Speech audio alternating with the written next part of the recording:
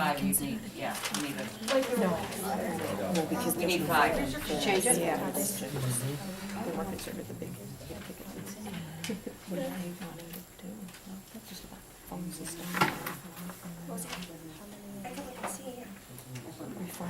Refinance. There he is. Oh, We're counting. Okay. Are you sure?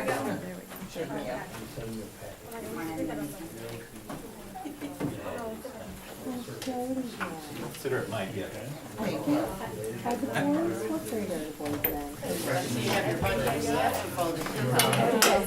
You know what? Okay.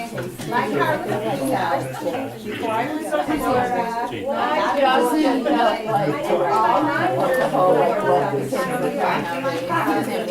That you can just go through. Oh, I think we'll be able to fly.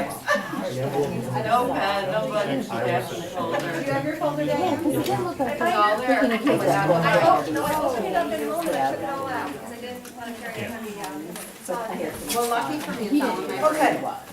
We're missing 2 folks, but we're hoping that Matt might show up. We know Bob's not here, but let's go ahead and pledge allegiance.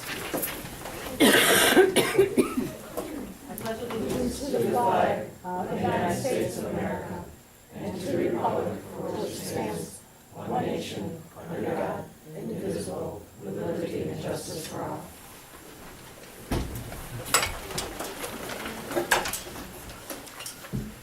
Okay.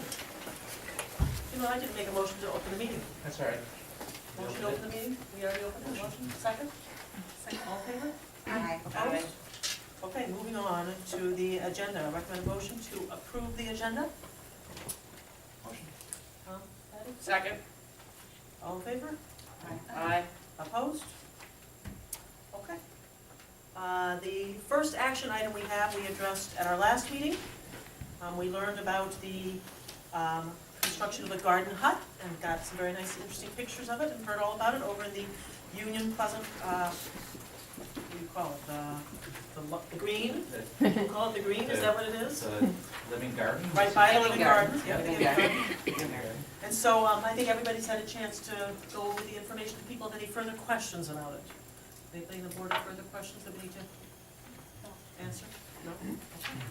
Well, then we have a recommended motion that the Board of Education of the Hamburg Central School District hereby approve of the construction of the garden hut to be located next to the Beginning Garden on Pleasant Avenue across from Union Pleasant Elementary School. The cost of construction of the garden hut, as well as its maintenance costs, is the responsibility of the Seeds of Living Education, or SOUL. Can I have such a motion? So. Second. All in favor? Aye. Opposed? Okay. Welcome, Garden Hut. Congratulations. We're very excited. It's a look almost garden barn. Yeah, exactly. Yeah, that's, when will this happen? As soon as this goes to the state education department, we receive our number. And then from there, it takes Erie BOCES 3 weeks to build it, and they'll have it up in a day.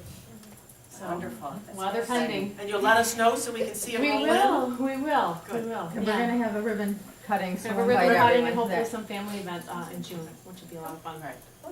Yeah. Well, that's very exciting. With healthy veggies, of course. Yeah. More possible, yeah. Okay. The next action item we have is a capital project service and support resolution.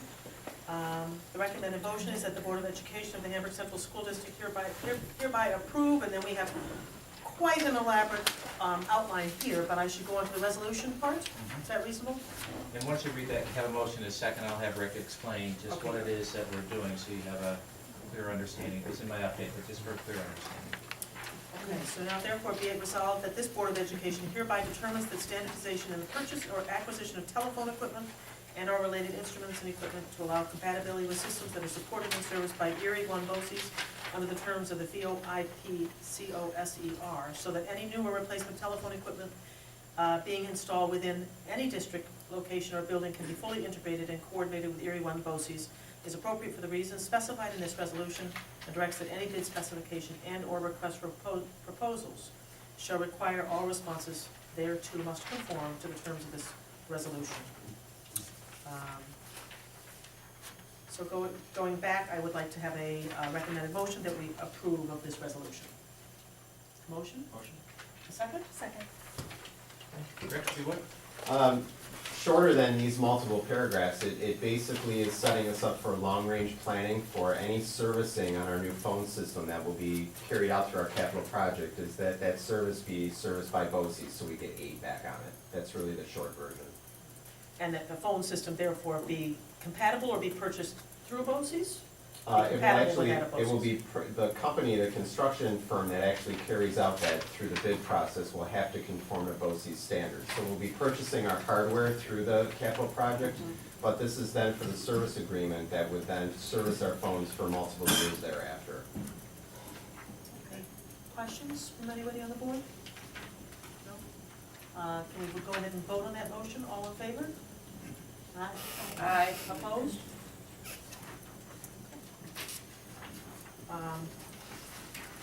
Moving on from there, we have a refunding resolution. This has been going back and forth. We'll have a recommended motion, and we'll give it back to you, Barb, to do a little quick explanation. The recommended motion is that the official refunding bond resolution dated February 28, 2012 is approved by the Hamburg Central School District Board of Education for the issuance and sale by the district of refunding bonds in the amount not to exceed $4,800,000. Motion? So moved. A second? Second. Can we toss it back to you just to Sure. let folks know a little bit? The refunding resolution, basically, the refunding resolution started out to be a tax exempt issue where we had pretty significant savings. Then when we started to get into the process and a verification agent made the determination that it was no longer eligible to be sold as a non-taxable issue because of some complicated taxable implications. Well, so they gave us this guidance and we decided to proceed anyway, so you passed a resolution to do a taxable issue where the savings was still there, but it wasn't as good, but, you know, we want to save money any way we can, so we decided to proceed. Well, a few days after we did that, they called us back and they said, look, we changed our mind. We determined that we made a mistake, and that they really are eligible to be sold again as a non-taxable issue. But in order to now have you sell it as a non-taxable issue, now the board has to authorize it again, because the language is slightly different in the resolution from a taxable to a non-taxable issue, so. But this way we end up saving more money. So it's worth That's coming important. back again and Good. asking you to say the same thing almost all over again to save more money. All in favor? Can I just ask Oh, one I'm sorry, go ahead. question? Certainly, I didn't mean to. No, that's okay. Now, this is a bond from 2002, so we're still paying from, this is still 20 years ago?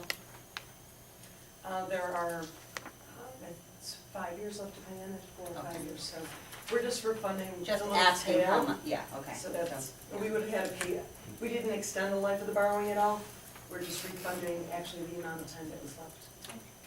And this needs to be a roll call vote? Yes. A roll call vote. Holly? Aye, yeah. Diane? Aye. Tom? Aye. Patty? Yes. Joan? Yes. That's our group. Okay. And beyond that, I believe we're going through a budget discussion, Yes. near and dear to our hearts. Yes. What we're trying to look at tonight is a couple of different things. Probably most important will be coming toward the end of the presentation that we have, and Barbara will be reviewing our maximum levy limit. She'll give you the tax levy limit, and then the maximum levy limit, including the exclusions that can be added back in. That's an important number because that will lead us in terms of reducing the budget gap. And it will inform the board in terms of what we can raise in the levy and generate some discussion in terms of the amount that is in terms of percentages in dollars, and then where we want to go from there in terms of the levy. We're going to be reviewing some of the reductions we reviewed with the board at a previous meeting. Numbers have been clarified with positions that perhaps were vacant or retirements that will occur based on some of the support staff positions that we have in place. So the numbers have been revised a little bit, and then you'll see a total reduction of over $1.6 million from that phase 1 reductions. We'll be able to talk about a budget gap, but what I also wanted to show the board this evening is where we are and where we stand with the various programs that are offered through the district. I don't know if we've ever had a real clear picture in terms of the offerings. We've had the business department present to the board, we've had the health department present to the board, and various presentations, the art department did one, but we really never provided a comprehensive overview of the program that we have. So we're going to try to do that tonight, show you the program that we have, also show you what the requirements from the State Education Department are from Part 100, and then, you know, that can generate some further dialogue in terms of where we need to go. Keep in mind, we have a budget session scheduled for next week, March 6th, a week from today. During that time, we have some activity happening in the district from a negotiation standpoint that hopefully will be able to bring you some further news that will assist in lowering and reducing the budget gap in terms of the difference between our expenditures and revenues there. So tonight, again, overview of programs, show you where our reductions are, and then the tax levy limit, the maximum allowable tax levy limit we'll review with you as well. I'm going to have Barb start with the presentation, review the numbers and reductions we've made, and then I'll move into the area in terms of our program review, and then Barb will finalize it, finish up with the tax levy limited information. Okay, Barb? Okay, thanks. We wanted to start out just speaking a little bit about our worst case scenario when we started out was a rollover budget. What we felt our deficit would be based on the information we had would be somewhere in the neighborhood of a little over $3.5 million. So that's the number that we started with. We've worked continuously with throughout the budget season. If you recollect from some of, I think it may have been our last meeting, we showed you that the way it's calculated at this point, a 1% increase in the tax levy brings us an additional $304,750,000. The district would need to increase the levy by approximately 11.7% to close the budget deficit for the budget gap of the 3.568972. What we now know is that the estimates that we were speaking about and provided to you back in November are pretty accurate. TRS's contribution rate settled in at 11.84. We were thinking it was going to come in maybe closer to 12.5. We were working with the number 12%, but it looks like it's going to come in a hair under, so that's good news. Contract negotiations are mitigating salary increases. And one of the other things that we are still waiting for, because unfortunately the timing is not so great with the health insurance piece, is what the actual increase will come in at. We should know relatively soon, but we're still projecting it at 8.5%, which seemingly it might be a little conservative, but we're hoping that it doesn't come in any greater than that. As you know, our state aid increases this year were approximately $475,000 due completely to reimbursement aid. There was no change in foundation aid. Nationally, our federal title grants remain constant. Budget strategies, they're kind of basic at this point. You can reduce your spending. It's just like at home. You can reduce your spending. You can go get more money. In our case, you can increase your property tax levy, or you can utilize district fund balance. As you probably recollect from previous meetings, we don't have a lot of fund balance. We're not one of those districts where we've stashed away a lot of cash over the years that we can utilize. The comptroller tends to like to lead everybody to believe that all districts have loads of stashed away cash to use to offset some of these losses, and that's not the case for many districts, and that does include us. I passed out on a legal size document tonight a little bit more information on how I've looked at our projected revenue budget. You've seen this slide in the past. I've changed it a little bit to reflect where our estimated revenue we believe is going to come in at. These will be the numbers that we're going to proceed with unless some significant information changes, which I don't see that happening. So I did want to go over just a little bit with you. Obviously, I don't want to belabor line by line, but what I've done here is provide the 11-12 budget the way that it was budgeted, and comparing that to the 12-13 budget. It's not a comparison of where we think the 11-12 budget is going to end up. It's a comparison of what was actually budgeted for this fiscal year. So you can see that there was, our payments in lieu of property tax, that's under other tax items. We are budgeting for more in pilots for 12-13 that was budgeted for in 11-12. That's because there was some understatement of revenues in that line. There was an overpayment in the preceding fiscal year, so that meant in 11-12 we were going to receive less money. That doesn't mean we had this huge increase, it just means there was a little massaging of the numbers done because of the way a payment had been received. Otherwise, you would see that that would be pretty similar. We did take a look at our non-property taxes, otherwise known as sales tax. We did increase that slightly. Sales tax is up, everybody's probably heard that. We're hoping that it'll continue that way throughout the rest of the fiscal year, assuming it probably will. We are projecting a slight increase. And then we put a $50,000 in that line. Charges for services are pretty consistent. We did reallocate maybe the way that you see them. Wanted to try to make it a little more clear on maybe what the line actually is. If you have any questions as I go along, wondering what might actually be in that line, please feel free to ask me and I'll try to point that out to you. Let me ask on the foster children. When we have foster children who go to our school system, there's actually money that we get from the state or something for them? Well, what we do is, we get billed and we bill other districts. So any of the Oh, kids I that see. we provide service to, so it's, Their home district pays us for the right. kid to come to school at our school. And the same thing goes for health and wellness. Basically, if we have kids that are in private schools that we're providing healthcare services for, we bill them, they bill us. Some people win, some people lose. Usually all kind of comes out the same. But that is what that's for. Use of money and property, this is a real disappointing line.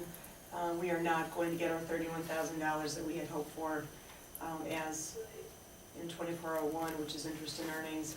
We're thinking we're probably going to come in closer to 10 grand. Interest is really almost non-existent. Don't see that changing next year, so we are budgeting for less. If you're thinking, oh, what about all that money we borrowed that's sitting in the bank, that's great thinking, but it's not in the general fund. So that's in the capital fund, so the money that we're gonna make on our debt on our borrowing for our capital project that we haven't, say, expended yet, we borrowed money we haven't really spent yet. We are earning interest on it, but it doesn't go to the general fund. It's too bad, it would be helpful.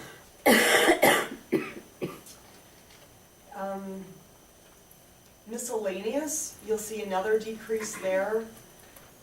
Refund of prior year expenditures from BOCES, we expect to be about the same because our BOCES budget has remained relatively flat or consistent over the past few years, so the refunds are probably going to be about the same. What we do anticipate to change is the refund of prior year's expenses. That's a couple different things, but that's one of the things that does include our, say, workers' comp reimbursement and other areas. So it's sort of a double-edged sword because you don't want great reimbursement because that means you've had great expense. But on the other hand, when you do budget for it as a revenue, you want to make sure that you're budgeting something that's realistic. I don't think we're going to make our 145. We're probably going to come in closer to 100. So next year's budget is going to reflect where we think we're going to end up. State aid is relatively consistent from last year. Like I said, you can see the foundation aid has remained completely flat, same as last year, same as the year before that. All the reimbursement aids do fluctuate a little bit based on what we've expended in the previous year. So overall, you do see that our state aid is up a little bit. Our federal aid, you can see that the Education Jobs Fund money, there's nothing there for next year. And we do budget for $50,000 for Medicaid, which is very unreliable. Not sure if I really wanted to leave it there, but we decided to. Medicaid reimbursement is iffy at best. So our total revenues this year that we're projecting, and like I said, one thing everybody has to remember are these are projections. Even our state aid is a projection. That's why if you look at the runs, they always say estimated or projected aid. Is 23,603,338 last year. It was 24,600,000. We do show on here appropriated fund balance to offset the tax levy at 1.7 million. Again, that's something we still have to determine if we're going to utilize, what number that's going to be this year, and last year was 1.7. The year before that, I understand it was 1.25, I think, so. But we are just leaving that in place for the time being and showing that as a revenue. Therefore, if you take our total budget, which is the number in parentheses, now that $58 million is the number that the superintendent and I decided to utilize for this. That is the number that the budget would be if we kept with only the 1.6 and change reductions that we're going to speak about tonight. So it seemed like a relevant number to use. So the reductions that we're going to speak about tonight, that the superintendent calls phase 1 reductions, would leave us with a total budget of $58,006,090. The resulting difference, it's basic math, the difference is what you don't have, the difference is the levy. The levy would be $32,702,752, which represents a 7.3% increase over this year. That's really all I have at this point to discuss about the revenue piece of the budget. I'll go into the rest of what's on here when we get further into the presentation. Did anybody have any questions before I march on any of the revenues or what any of them might mean? No? Okay. Expenditure reductions, of course, is the other piece of the puzzle when you're trying to balance the budget. Of course, what we need to do is preserve the core programs here at Hamburg. Our presentation is going to include reductions that can take place where enrollment is declining, where there's no impact on the program. We're going to prioritize program and service reductions where enrollment is not the issue, because you also have to take a look, once you get past declining enrollment, you have to then take a look at prioritizing programs. Consideration of reductions is program in areas, but not eliminating the entire program. Curriculum review will determine how programs will respond to the reform agenda and that what is going to be taught for the next 3 to 5 years. The whole plan here is that we are not going to just indiscriminately cut programs in personnel. The district cannot cut $3.5 million in spending. Expenditure reductions require budget analysis, impact on program and staff, and efficiency. Long-term budget planning, including a fund balance plan, is critical to maintaining district programs and services, and these are all things that we've discussed in the past.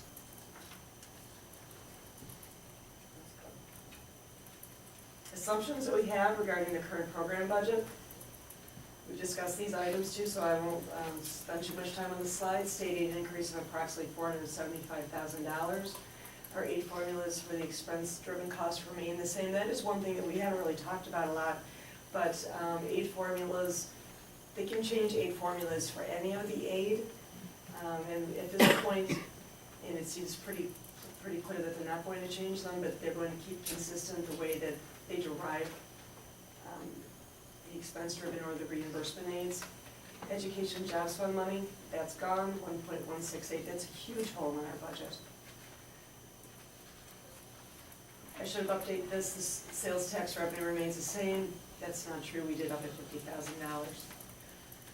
Our expenses, as we discussed, salary increase would be $860,000 just in salary, $450,000 in TRS and ERS increases, health insurance premium increases, $440,000. We're still working on our BOCES cost increases.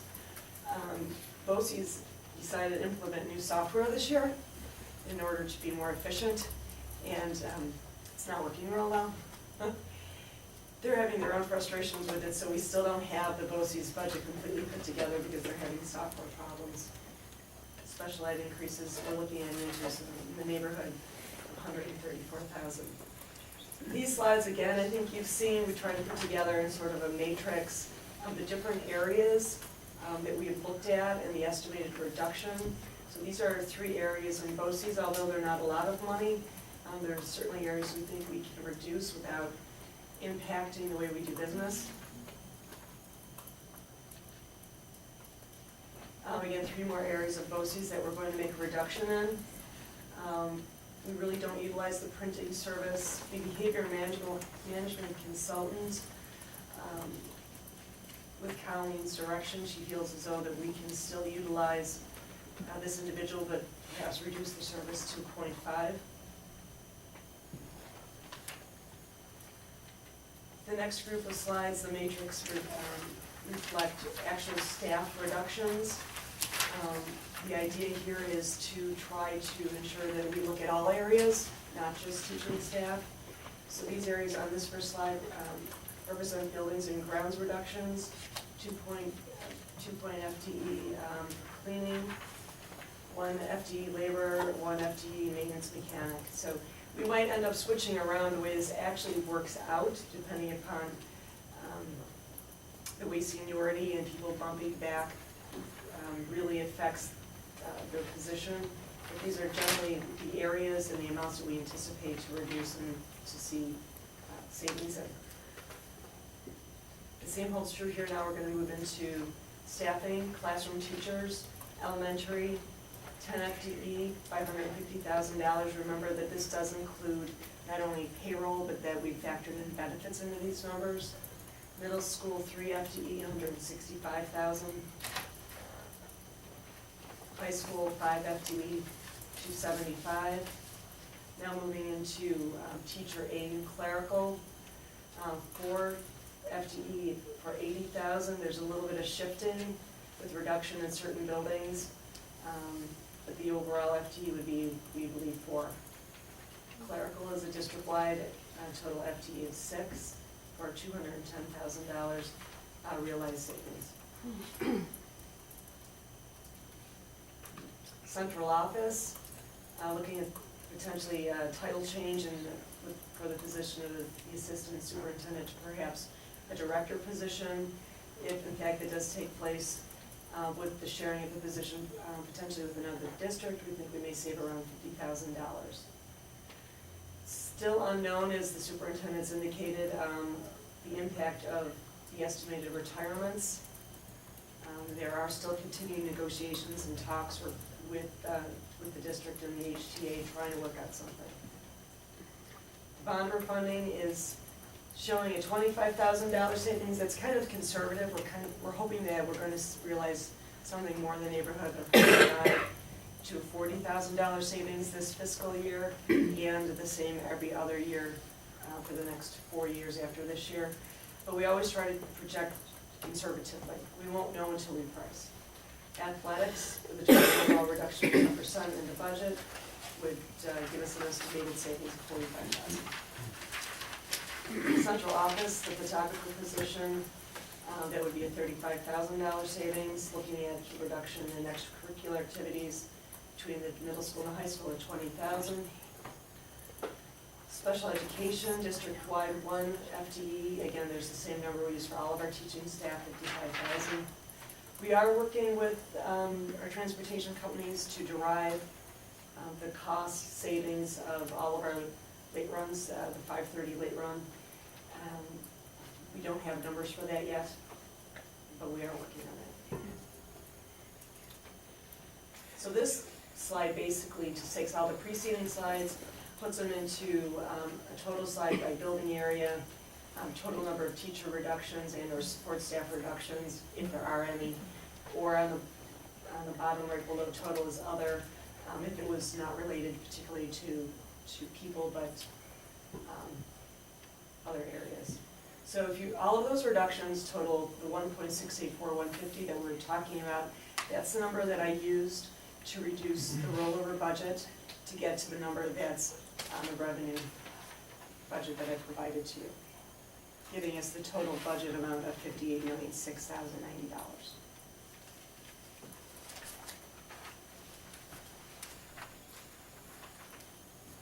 The budget deficit, after the reduction minus the allowable levy limit, is 1.266752. The tax levy above the cap needed to close the deficit would be the difference of 1.25 million. The total tax levy needed to close the total deficit, 32,269,422. We'll further talk about the implications of of the tax levy limit plus exemptions at the end of the presentation. Thanks, Barb. Sure. Again, part of what I want to talk about this evening is our program, and I think, one of the realizations that we've seen is that with a budget gap of $3.5 million, it's not going to be reduced by either all expenditures or a decrease in expenditures or an increase in revenue. There has to be a balance. We've provided about $1.7 million in reductions so far. And I think based on the reductions we've had over the last couple of years, and next week you'll see kind of that progression in terms of what's happened over the last couple of years in terms of reductions in staff, you'll be able to see that we're starting to impact programs, and we're impacting areas that have been of value to us for a long time, and at some point decisions are going to have to be made in terms of whether or not we're going to continue to reduce expenditures or we're going to push the levy a little bit higher in terms of increasing revenues.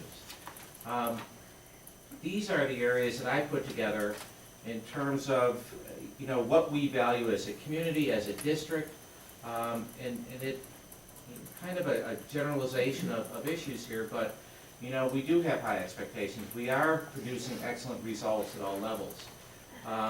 We've maintained high standards through difficult times, and part of what you're not seeing in the budget yet on the expenditure side is some of the increases or areas that we may have to increase the budget in order to sustain the reform agenda from New York State. For instance, third-party assessments. They're a requirement under the new law, and we're going to have to purchase third-party assessments. We're reviewing that to see if we can work with other districts, but that's going to be an additional cost. In terms of moving through the reform agenda, the impact on curriculum, we see a need to bring back department chairs at the middle school and the high school especially.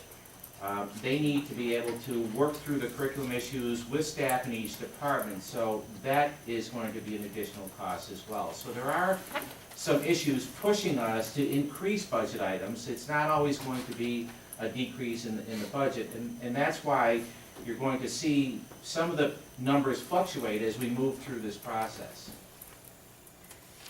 These are the areas that I've identified as our program and service areas. Again, it's not just all curriculum, but it's curriculum and our service areas. And you can see the wide variety of academic programs we have mainly on the left-hand side, and our service areas mainly on the right-hand side.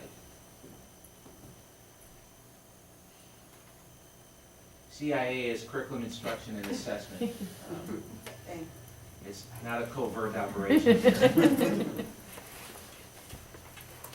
And here is our core academic program, and what we're trying to do here is also reflect where we stand moving into the 12-13 budget regarding some issues. So the elementary class size, we've talked about kindergarten and first grade keeping it less than or equal to 22, and 2 through 5 less than or equal to 25.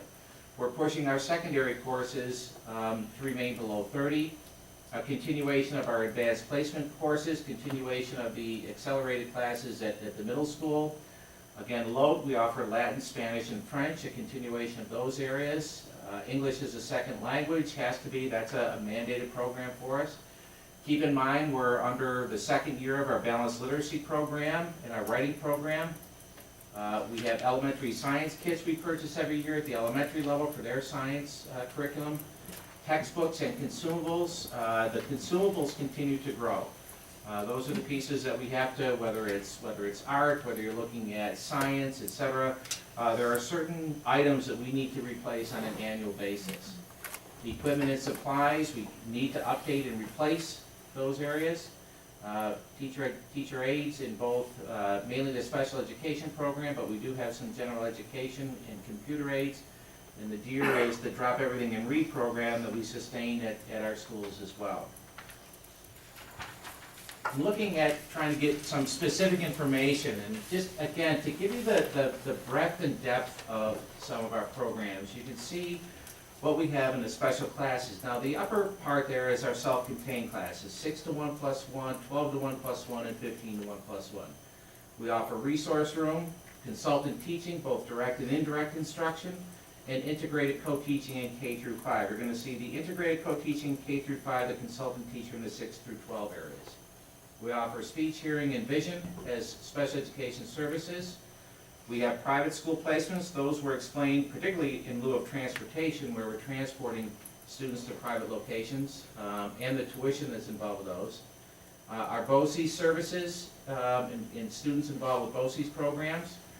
We also host BOCES classrooms in the district, and when you host a classroom in the district, you do receive a payment as like a rental payment from BOCES in terms of hosting that classroom. But keep in mind that class does carry some additional responsibilities for the district, mainly servicing the students in art, music, and physical education as well. So there are responsibilities that districts have to go along with that. Personal and classroom aids in special education, OT and PT, adaptive physical education, the assistive technology now, and we're finding that coming out more and more in terms of assisting students with special needs learning, and we're being very successful with it, but again, it does come at a bit of price.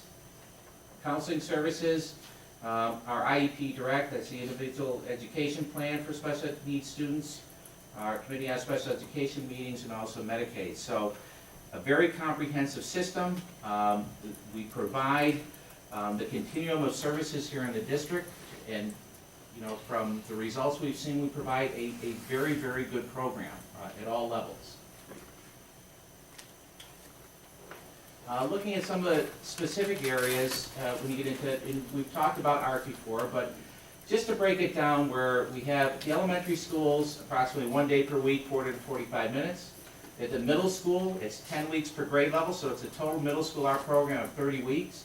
And at the high school, the requirement is 1 unit in visual or performing arts for a high school student. You can see all of our art electives on the right-hand side, including a couple of AP classes at the end. You'll see those repeated in our AP slide as well. The middle school also offers studio art, which is a high school course as well. So that's something additional for advanced students at the middle school level. The music program, when we talk about the benefits of our music program, you can see again how comprehensive it is. And I haven't completed the middle school piece, but the middle school does have band at each level as well. So under the general music category, in elementary, 2 days per week, approximately 30 minutes per time. Middle school, 10 weeks per grade level again, 30-week session for middle school in music. But keep in mind, last year, if you recall, we, in order to reduce some staff, we allowed students participating in chorus, orchestra, and band at the middle school to have that count as their general music requirement. So there was a reduction in music staff at the middle school based on allowing that to qualify and give them credit for those courses. And then at the high school, of course, we have a wide variety of music programs in terms of lesson, orchestra, band, etc., and many levels of those as well. We participate in the Erie County as well as the New York State Music Association. And then on the right-hand side, you can see the various levels that we have. And again, my apologies for not filling in the middle school, but we do have band at that level as well. Elementary, we start off with grades 4 and 5. I think at the high school, you've seen the concert symphonic bands and as well as the wind ensemble. Our elementary schools have orchestra. Our elementary schools also have chorus. And if you look at, and I'm sorry, our middle school, for whatever reason, my middle school piece got left out there. I'll fix that for you. And then at the high school, you see the chorus activities that we have at the high school. So again, a very extensive program, and I think it's a program that Hamburg certainly prides itself on. Unfortunately, at our previous board meeting, we were unable to go to the event that they had at the Wesleyan Church, I believe it was, for the string quartet. So we're out in the community for our music program, again, extremely valuable. Under our student support services, these are the areas that we provide additional support to students through the K through 12 area. Counselors at each level, you can see 5 at the high school, 4 at the middle school, 2.6 FTE at the elementary level. 5 school psychologists, 4 social workers. We have librarians in each school, but we do split the librarian between Boston Valley and Charlotte. The Learning Center is at the high school that has additional staff in there to meet students' need, whether it's academic support services or even AP services for students that are looking to improve there. Nurses in each building, speech improvement services, our family support center, and the parent-child connection. All important student support services for both individual students as well as families in the district. Under the intervention portion of our student support system, we look at academic intervention. That occurs at all levels. That's a state mandate. We require academic intervention for students who score less than proficiency on their New York State assessments and Regents exams. We have reading specialists in each of our buildings. We have our Read 180 program at the middle school that is mainly directed at our special needs students for improving their reading skills. Math specialists in our elementary schools. The summer school program, we did have that previously at all levels. As you know, that's been dropped throughout the district. However, our high school, we do send students to Frontier High School for summer school should they wish to go there. And our student support team, our response intervention team, again, to provide intervention services and to make sure all of our students are given a proper program and are successful.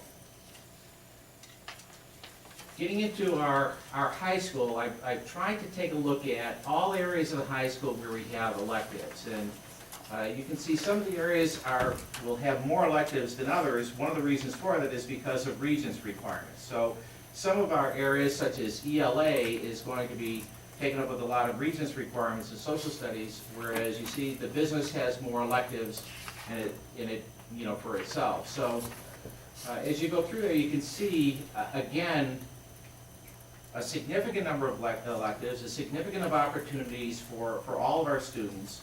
In reviewing enrollment in these areas, we do find ourselves having a pretty full enrollment for all of these electives that are offered.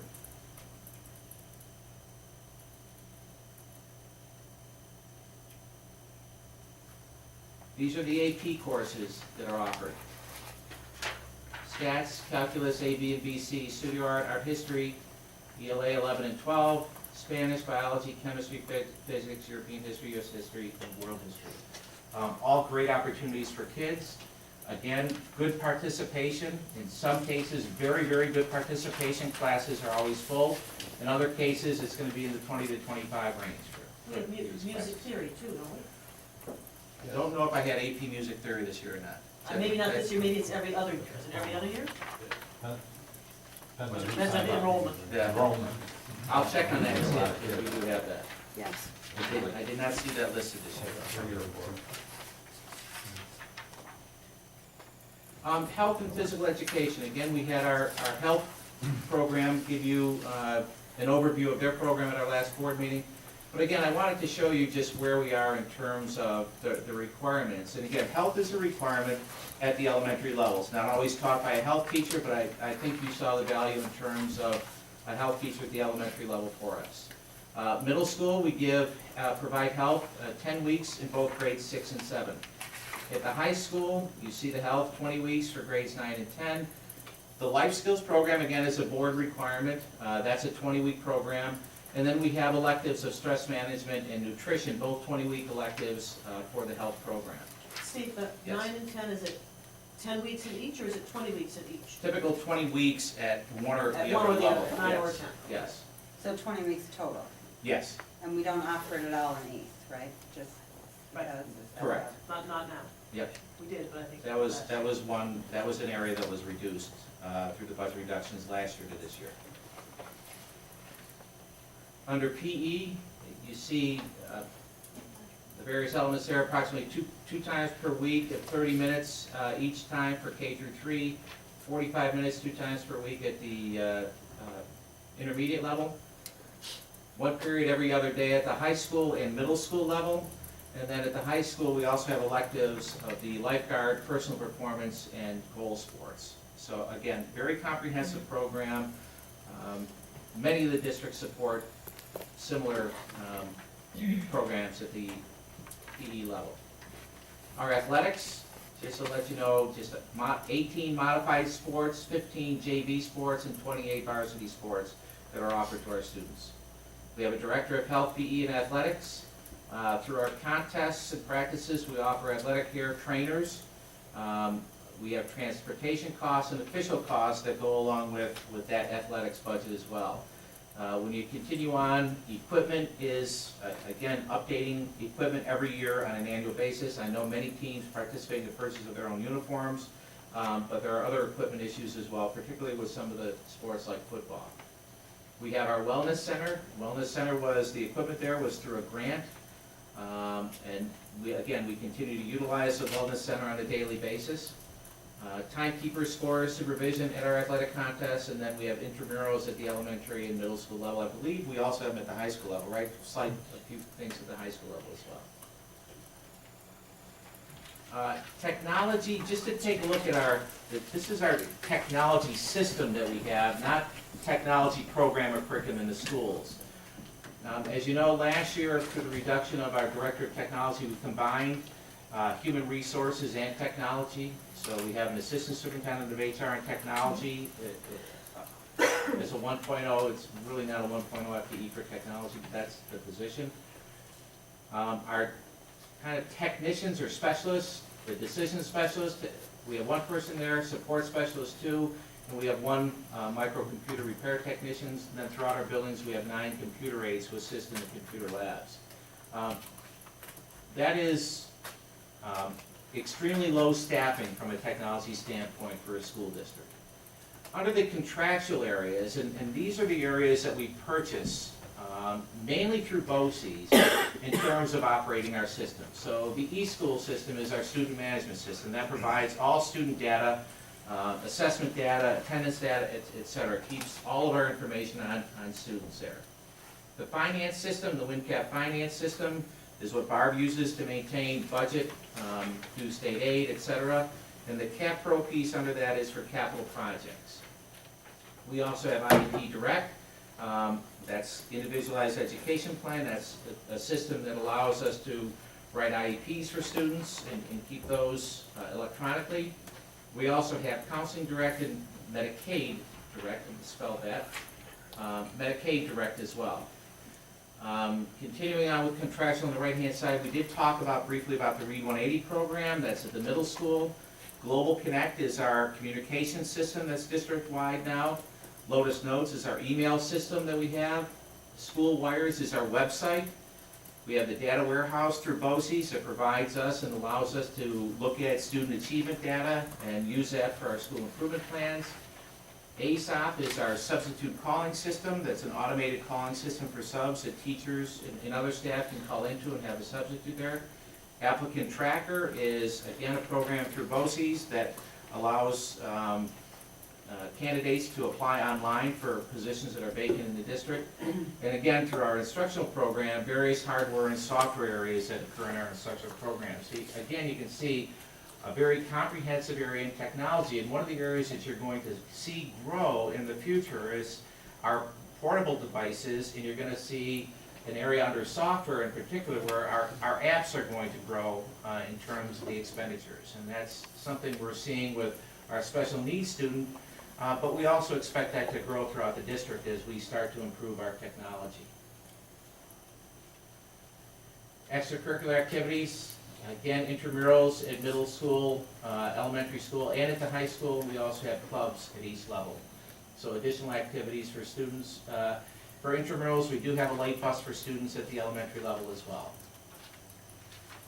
Under professional development, Southtown Center, we do have, in certain cases, teachers who would be on special assignment for certain areas. Right now, we don't have any specified for special assignments, but we do provide stipends for individuals to provide certain services. One would be our Article 7 committee, where teachers assigned to facilitate that committee will receive a stipend for that. Other areas, BOCES is providing significant service to us for the reform agenda, including the professional evaluation plans, student learning objectives, all aspects of really the race to the top requirements will be provided under BOCES. If you recall, we did receive a minimum amount, I think it was about $70,000 for a 4-year period of time. We've committed to BOCES to provide those services, so we're getting more for our money than we could do on our own. Transportation and facilities, you did have the information from Barb at our last meeting on transportation. I didn't want to go through everything on that, but again, contracted services with Fisher Bus and Hamburg School Car. We're reviewing both of those services to see where reductions can be made. From a facility standpoint, again, I think you see some, great work out of our staff, which is, I guess, stretched to the limits, as you probably most know. It's not we're not overstaffed in the maintenance area at all. Administration, again, you're showing the central office administration. We have there superintendent, 2 assistant superintendents, curriculum instruction assessment, human resources technology, director, administrative services, and student services, and coordinator of public relations. Keep in mind with the assistant superintendent positions, previously there were 2 assistant superintendents and 1 associate superintendent. When Mr. Kerr resigned from the district, remember those duties were given to Greg at one point. Last year, Mary Ellen Monifo resigned. We took the human resources away from Greg and posted that position, but we gave Greg instruction and instruction and curriculum as well. So he's had the full central office experience for us. Again, the levels of the various administrations at the high school, principals and assistant principals, as well as the middle school and elementary. Now, for the mandated program, this comes right out of SED. If you go to their website, 100.3, we have 100.4 for the other. This is, if you're running a program, this is what you're required to provide in terms of services. So what you're going to see here are the minimum requirements that the state has set in place. You can see from our review, we're offering much more than the minimum requirements at all of our levels. So this is K through 6. These are the requirements for grades 7 and 8.